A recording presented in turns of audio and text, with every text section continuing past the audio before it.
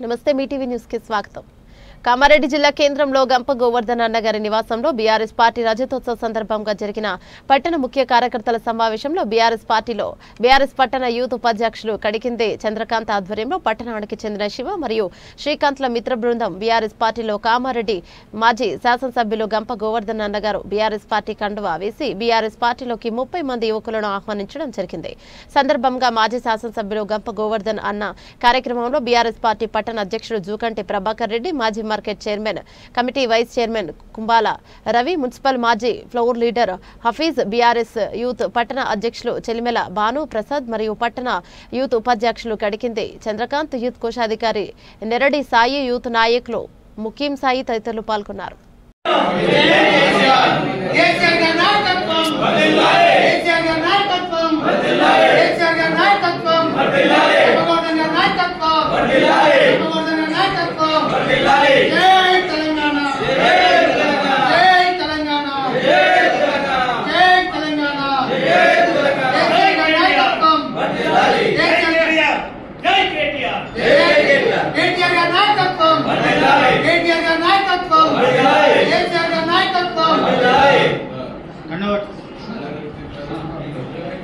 BRS party 25వ ఆవిర్భావ దినోత్సవ సందర్భంగా బీఆర్ఎస్ పార్టీ గత 10 సంవత్సరాల్లో చేసినటువంటి అభివృద్ధి పనులను చూసి నేడు కామారెడ్డి పట్టణానికి చెందినటువంటి యువకులు బీఆర్ఎస్ పట్టణ యువజన విభాగం ఉపాధ్యక్షులు చంద్రకాంత్ ఆధ్వర్యంలో శివ అదేవిధంగా శ్రీకాంత్ గారి నాయకత్వంలో సుమారుగా 30 మంది యువకులు మాజీ శాసనసభ్యులు కామారెడ్డి అదేవిధంగా తెలంగాణ రాష్ట్ర మాజీ ప్రభుత్వ విప్ గంప గోవర్ధన్ అన్న గారి ఆధ్వర్యంలో బీఆర్ఎస్ పార్టీలో చేరడం జరిగింది.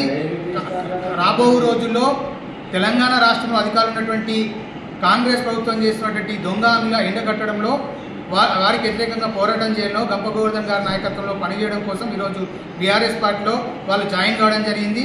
ఈ జాయిన్ అయినటువంటి శివ అదేవిధంగా శ్రీకాంత్ వాళ్ళ మిత్ర బృందాలందరికీ కూడా బీఆర్ఎస్ పార్టీ యోజన విభాగం పక్షాన అదేవిధంగా గంప గోవర్ధన్ గారి పక్షాన ఆహ్వానం తెలియజేస్తా ఉన్నాం. భవిష్యత్తులో మా తెలంగాణ రాష్ట్రంలో ప్రజలు ఎదుర్కొంటున్న సమస్యల పరిష్కారం కోసం గంప గోవర్ధన్ అన్న గారి నాయకత్వంలో రేవంత్ రెడ్డి కాంగ్రెస్ ప్రభుత్వం వ్యతిరేకంగా పోరాటం చేస్తామని చెప్పేసి ఈ సందర్భంగా తెలియజేస్తాం.